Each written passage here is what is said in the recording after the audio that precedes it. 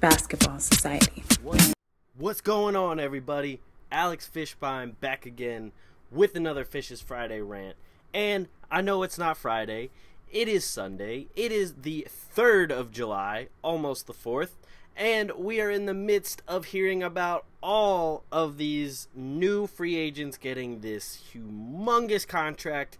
Everyone's flipping out like, oh, why is this guy getting this kind of money? Why is this guy getting this kind of money? Whatever. Let's just start off by saying the cap has risen. It has gone up. The salary floor, in turn, has gone up. These teams need to spend this kind of money on somebody, or else they just have to take all the money and divvy it up between everybody at the end of the season.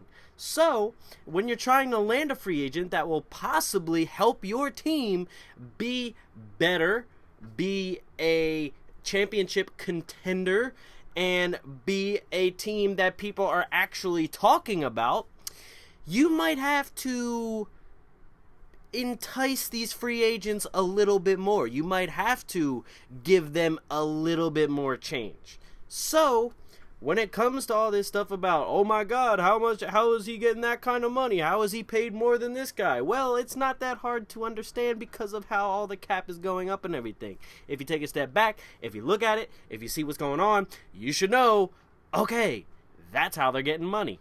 And I also want to start off just by saying it is ridiculous how all these people from all these other sports are like, oh, these average starters in the NBA are getting quarterback money, blah, blah, blah.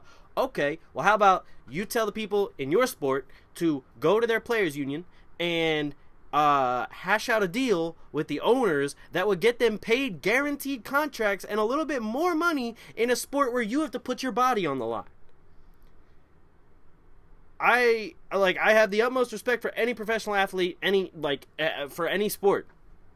But you can't come complaining to another sport that they're getting money if you can't even put forth all of your efforts to get your own money in your own sport. I'm not saying that they haven't done anything. The Players Union has done stuff in the NFL, but I'm just saying you might want to work even a little bit harder if you want to get guaranteed contracts more.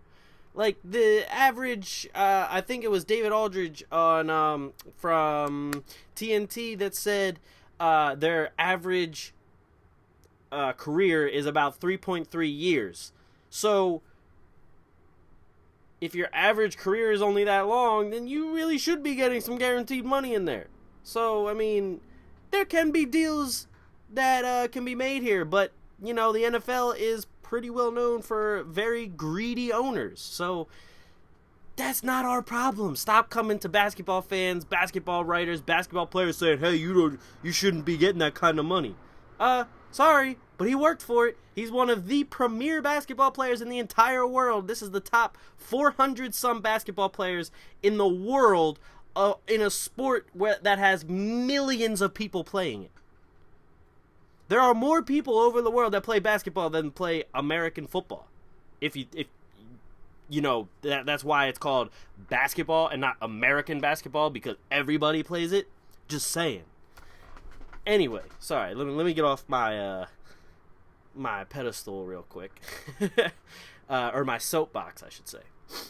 Anyway, we're here today to talk about some free agents. And like I said, I know it's Sunday, but I wanted to delay this a little bit because I wanted to see which big names, medium names, small names, wanted to see who would agree to sign where. Now, obviously the prime objective was to kind of wait a little to see if Kevin Durant would make his decision. He, as of right now, at 1:48 on the 3rd of July, Kevin Durant has not made his decision. Still waiting to hear from that. People we know that have made their decision. People like Mike Conley, Chandler Parsons, Al Horford. Even people and medium name people, kind of like Evan Turner, Jamal Crawford is still trying to decide, but he's potentially been getting some really big contracts. You got people like Jeremy Lin who's decided, and then you even got people like Jordan Clarkson and Tyler Johnson and Timothy Mozgov. Even Biyombo is on the move. And then you got trades like Oladipo and Ibaka switching teams. There has been a lot of things going on this offseason. And, you know, what I think is funny is that a lot of people expected this kind of offseason we're having now to happen last offseason. And I remember last offseason with, like, the trades and everything coming about. Everyone was like, oh, there's going to be a lot of trades. There's going to be a lot of different, like, crazy free agent signings. Nothing was really that big last offseason. Nothing was really, like, eye-opening, like, wow, what just happened there. Even like Aldridge going to San Antonio was, you know, a little surprising, but at the same time it was like no one really thought Aldridge was going to stay in Portland already. Like, people still, there's a lot of people, myself included, that think Durant's going to stay in Oklahoma City. I still believe that, even though after this whole thing with Horford signing in Boston, and then Boston bringing Tom Brady, I don't know why Tom Brady, to the meeting with Kevin Durant, and then apparently Kevin Durant is like talking with them again today because of the whole thing with Horford. Something could change there. But me, personally, deep down, I still believe he's going to stay with Oklahoma City. Whether it be a one-year contract to, like, kind of link up with or sync up with the free agency of Russell Westbrook, that could be the case. I don't know, but I still think at least this offseason that he will stay with Oklahoma City. And partly because, you know, Oklahoma City was showing that they're trying to, like, change up their roster to better themselves if KD comes back, in hopes of getting to a championship. They traded away Ibaka. They got Victor Oladipo. So their guards have been shored up. The one big question mark about them was their starting shooting guard and backup shooting guards. And having Oladipo there is definitely an upgrade from even Dion Waiters and even Robertson. So that there's an upgrade there. Sure, they do lose the defensive prowess of Ibaka, but Ibaka kind of, I don't know, he wasn't exactly in the same kind of good graces with Durant and Westbrook as he used to be. And his offensive game wasn't as it seemed like it was lacking something this past season, even though before, like the season before, it seemed like he added to it. So there was a little weirdness going on there. They probably wouldn't have been able to re-sign Ibaka when his contract was up anyway. And so, I mean, Steven Adams had a very good postseason last year, or just this past postseason. So he's still going to be there. You still got Cantor. You still got young guys like Mitch McGary and things like that who can step in and, as a committee, fill that role. So there still are a lot of good things going on in Oklahoma City that says to me, I think that, like, that's part of why I think Durant is going to stay in OKC. But for the entertainment appeal, it would be pretty cool to see Durant go somewhere else, especially the East. Now, people would always ask me, like, why would you want him to go to the East if you were a Sixers fan, or if, like, say anyone who's a LeBron fan, why would you want Durant to go to East? Well, you know, it's been cool to see LeBron go to all these finals, and can't deny his greatness. Guy's one of the all-time greats. But one of these times, like, you really want to see some really good series in the East. Like, we got to see OKC versus Golden State over in the Western Conference Finals, and that was crazy. In the Eastern Conference Finals, it was like, you got the Cavs versus the Raptors, and in the beginning, it was, It got maybe a little bit better, but there was really no doubt that Cleveland was going to win. Like, nobody was sitting there even after Toronto won those games, nobody was like, all right, well, I think Toronto can get this. Nobody said that. It was really just like, okay, Cleveland didn't play well in those games. They're just going to come back and win. Pretty much what the whole consensus was.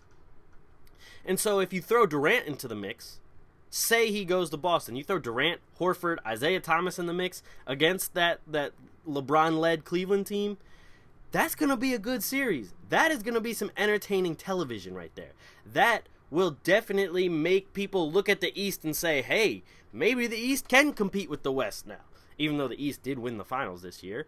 But in terms of like overall value of the East and the West, there's going to be a lot more people saying, hey, the East it's not some kind of cakewalk this time. Like LeBron's not just going to almost sweep his way through the Eastern playoffs.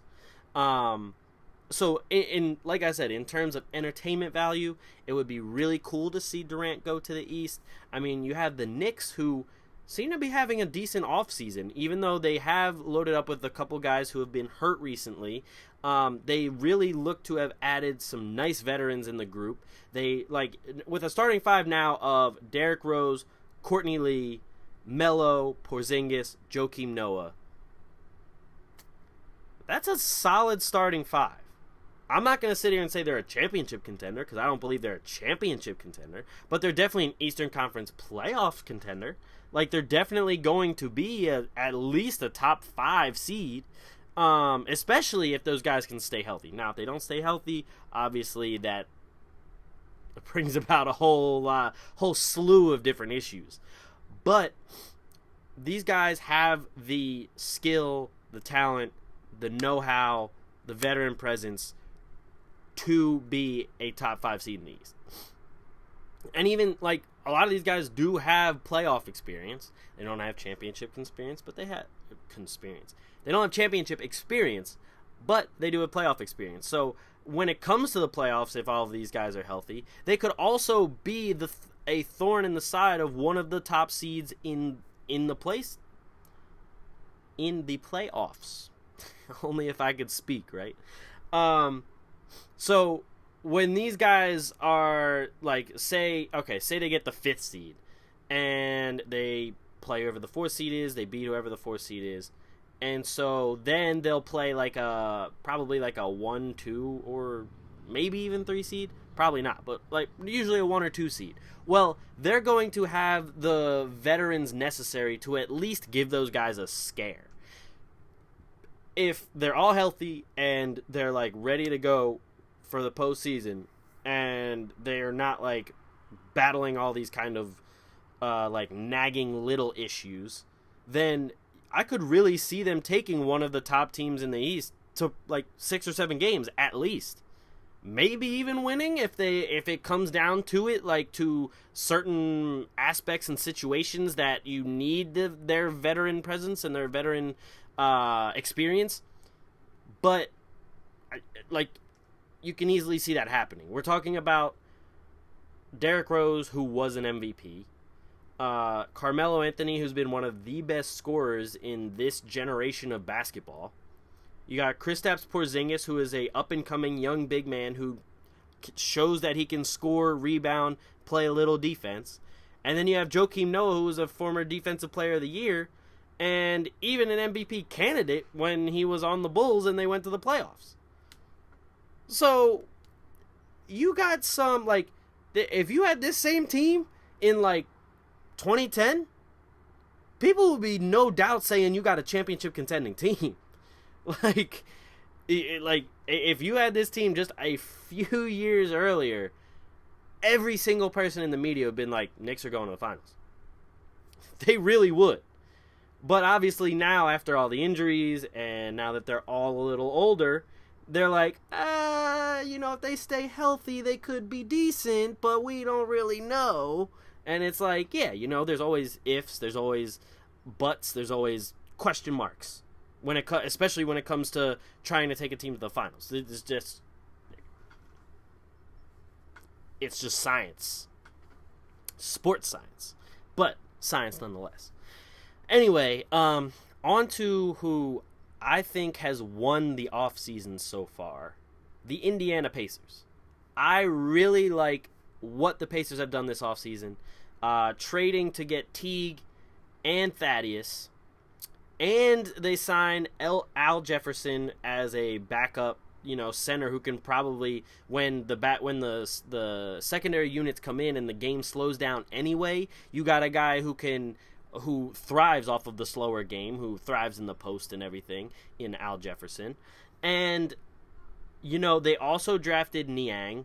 And from what I've seen so far in the Summer League, now I know it's Summer League and people are like, oh, take it with a grain of salt, whatever, blah, blah, blah, blah, blah. Niang has looked pretty impressive in Summer League.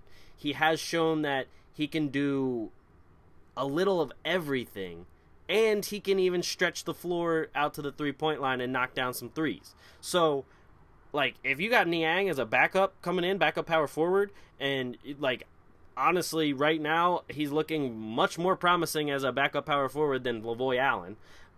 You bring him in with Al Jefferson also, who can just work on his own down on the block, and you got Niang out there stretching the floor with the rest of your guys.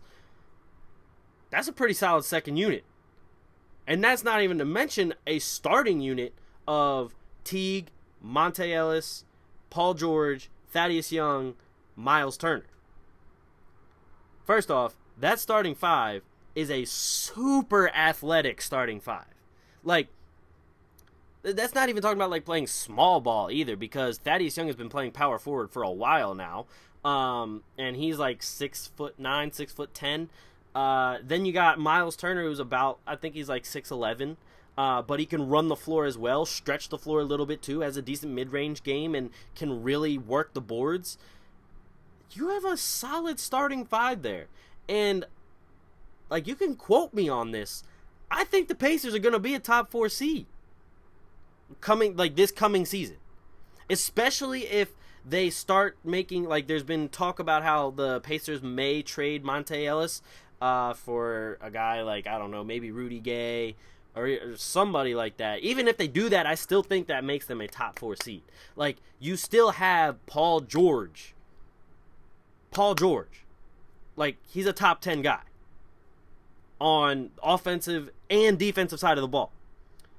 And then you just got Jeff Teague, who, now me personally, when everyone kept saying trade Nerlens Noel for Jeff Teague for the Sixers, I personally didn't want it because I don't think Jeff Teague is good enough to be a number one guy, whereas on the Sixers he would have been the number one guy. I don't think he's good enough for that. But if you throw him into the Pacers where he's a number 2, number 3 guy, he works perfectly for you. So you got Jeff Teague there. You got Paul George still.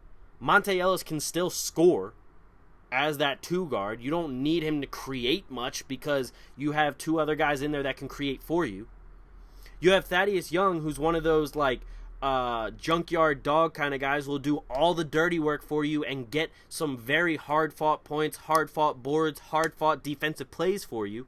And then you have a nice young up-and-coming big man in Miles Turner, who has looked very promising for the team, and he can easily start becoming an all-star caliber player.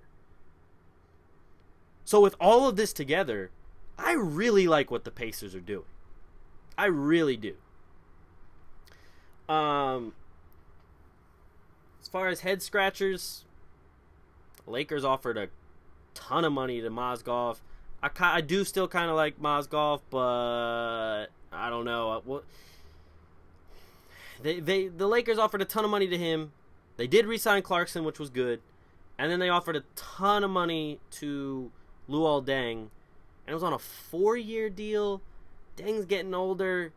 I mean, I like Deng, but it would have been smarter to try and get him on more of a 1 or 2 year contract, but he'll be a pretty good he'll be a pretty good veteran locker room presence to have for a guy like Brandon Ingram. So that part is nice for them. Brooklyn actually, I think Brooklyn has been taking some necessary steps in their rebuild. I kind of like what they're doing so far. They did get Jeremy Lin. They just signed Tyler Johnson. Tyler Johnson is good. At first, I'm not gonna lie. At first, I looked at the contract. I was like, "Dang, $50 million for Tyler Johnson." But it's the same thing that Clarkson got. And if you ask me, Tyler Johnson is just as good as Jordan Clarkson. So, for Brooklyn, they need a young point guard. That's the bottom line. They need a younger talent, a guy who will possibly start for them like in the future, since they don't have any of their own picks. And Tyler Johnson fills that kind of role. So, and they also got Booker from Utah. That seemed like a decent move as well, especially since they traded away Thaddeus Young. Brooklyn's doing all right. Like I said, the Knicks, they've been trying to, build up some veterans there for their starting five and everything. And then we're still waiting on KD. We're waiting on Dwayne Wade to pick where they're going. Like I said before, Jamal Crawford was getting a lot of money from a lot of people. And apparently the Sixers offered a significant deal just recently. Everyone was saying, like, making a very big emphasis on significant. So someone said, like, their sources said 2 years, $30 million. I don't know if that's it or not, but I guess we'll wait and find out for that. I do like the Celtics offseason so far. They got Horford. They needed a big man desperately, so they at least got that. Even if they don't get KD, they at least got Horford. Puts them in more of a situation to find another big free agent in next offseason as well, because, they're like, hey, we got our big man, we got our point guard, we just need that other piece in there. So I like what they're doing so far. And I like what the Sixers did with Jared Bayless. I thought that was a very nice deal. Comes with a very nice contract, and he can be a spot-up kind of shooter for when you have a guy like Ben Simmons who can be a point forward. So I do also like that deal. And I think that's it for now. So thank you guys for listening and watching another episode of Fish's Friday Rant, even though it was on Sunday. And definitely make sure you subscribe to us on YouTube and subscribe to us on iTunes. I'll have the links in the description below. And yeah, keep on supporting our rise here, guys. Basketball Society, we are here for you guys. The biggest thing about us is that we're just here for the love of the game. That's what we're here for. So make sure you check out all of those coaching videos, all the moves of the week, all of the Hoopers vaults on our YouTube page. Definitely check out our website, basketballsocietyonline.com. We are on Twitter at @bballsociety_. I'm on Twitter at thatkidfish, Fisch, just like the title. And we're also on Facebook, Instagram, all under like Basketball Society. Instagram is Basketball Society _. So definitely check us out. We're on everything. We're connected. And we're putting out this content all for you guys. So definitely check it all out and show us some love. So thank you guys for listening again, and I will see you guys next time. Peace.